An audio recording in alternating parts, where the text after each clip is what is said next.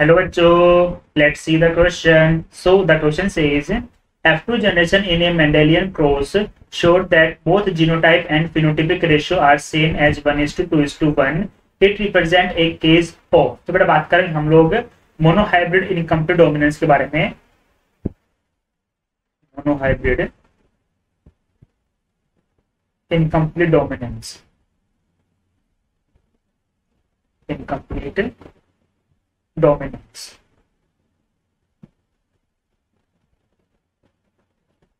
Incomplete dominance की बात करेंगे.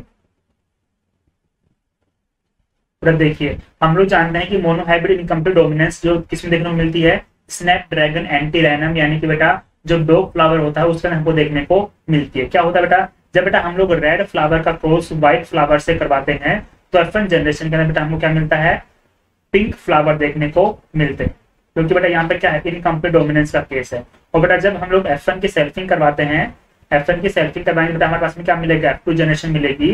बेटा इस केस के अंदर हमारे पास में क्या जीनोटाइप मिला है, capital R capital R, capital R smaller, capital R smaller and smaller smaller. अब बेटा ध्यान से देखिए इस कंडीशन में क्या रहेगा हमारे पास में, ये तो बनेगा रेड, ये बनेंगे पिंक और ये बनेगा व्हाइट. यानी बेटा हमारे पास जो फिनोटाइप का रेशियो आएगा वो आएगा 1:2:1.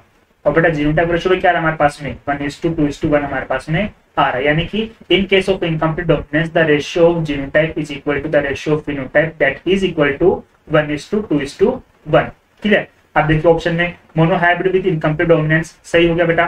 कोडोमिनेंस, बेटा कोडोमिनेंस में भी आता है लेकिन इसने हमको ये नहीं बताया कोडोमिनेंस मोनोहाइब्रिड के केस में है कि डाईहाइब्रिड केस में. अगर बेटा कोडोमिनेंस मोनोहाइब्रिड केस में होती तो हम लोग उसको कंसीडर कर पाते, तो उसने क्लियर नहीं किया इसलिए हम लोग उसको कंसीडर नहीं करेंगे. डाईहाइब्रिड गलत हो गया.